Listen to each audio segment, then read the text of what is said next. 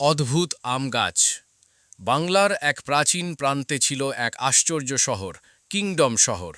শহরটি খুব বড় না হলেও চারপাশে ছিল সবুজ মাঠ, ফলের বাগান এবং একটি রহস্যময় বন। এই শহরের এক কোণে বাস করত একটি ছোট কিন্তু সুখী পরিবার, বাবা রাশেদ, মা সুমাইয়া, দাদা করিম, দাদি হালিমা এবং তাদের দুই নাতি-নাতনি আরিব ও নীরা। তাদের জীবন ছিল শান্ত ও আনন্দময়, কিন্তু এই স্বাভাবিক জীবনের আড়ালেই লুকিয়েছিল এক গভীর রহস্য। আরিব খুশি হয়ে বলল, দাদু, আজ আমি মাঠে গিয়ে নতুন গাছ লাগাবো। দাদা করিম স্নেহভরে বললেন, খুব ভালো কথা, গাছ লাগালে একদিন তা ফল দেবে, যেমন তোমার স্বপ্নও একদিন পূরণ হবে। নীরা উৎসাহ নিয়ে বলল, আমি আজ আম খেতে চাই, ওই বড় গাছটার আম।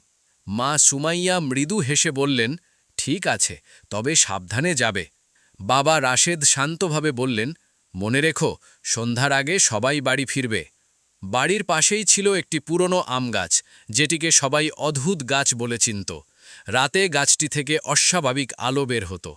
শহরের বয়স্ক মানুষরা বলতো, এই গাছের ভেতরে লুকিয়ে আছে 10,000 ওয়াটের শক্তি। আরিব কৌতূহল নিয়ে বলল, দাদু, সত্যি কি এই গাছের ভেতরে বিদ্যুৎ আছে? দাদা করিম গম্ভীর হয়ে বললেন, অনেক বছর আগে এক বিজ্ঞানী এই শহরে এসেছিলেন, তিনি এই গাছের নিচে কিছু তৈরি করেছিলেন। নীরা একটু ভয় পেয়ে বলল, তাহলে গাছটা কি বিপজ্জনক? দাদা করিম চিন্তিত হয়ে বললেন, হতে পারে, আবার এটাও হতে পারে যে এটি আমাদের রক্ষা করছে। এই কথাগুলো আরিব ও নীরার মনে গভীর কৌতূহল তৈরি করল। তারা ঠিক করল, একদিন তারা এই রহস্যের শেষ পর্যন্ত পৌঁছবে। সেই রাতেই হঠাৎ পুরো কিংডম শহরের বিদ্যুৎ চলে গেল। চারদিকে নেমে এলো গভীর অন্ধকার ও নিস্তব্ধতা। কিন্তু একমাত্র একটি জায়গায় আলো জ্বলছিল, সেই পুরনো আম গাছ। নীরা আতঙ্কিত হয়ে বলল, ভাইয়া, দেখো, গাছটা আবার আলো দিচ্ছে। আরিব দৃঢ়ভাবে বলল, আজ আমরা জানব ওখানে কি আছে। মা সুমাইয়া উদ্বিগ্ন হয়ে বললেন, তোমরা কেউ বাইরে যাবে না, বাইরে বিপদ থাকতে পারে। বাবা রাশেদ চিন্তিত হয়ে বললেন, এই বিদ্যুৎ চলে যাওয়ার সাথে গাছটির কোনো সম্পর্ক আছে বলে মনে হচ্ছে। সবাই ঘুমিয়ে পড়ার পর আরিব ও নীরা চুপি চুপি ঘর থেকে বেরোল। তাদের মনে ভয় থাকলেও রহস্য জানার ইচ্ছা ছিল আরও বেশি। গাছের কাছে পৌঁছতেই তারা অনুভব করল, মাটি কাঁপছে এবং গাছের গুড়ি থেকে আলো বের হচ্ছে।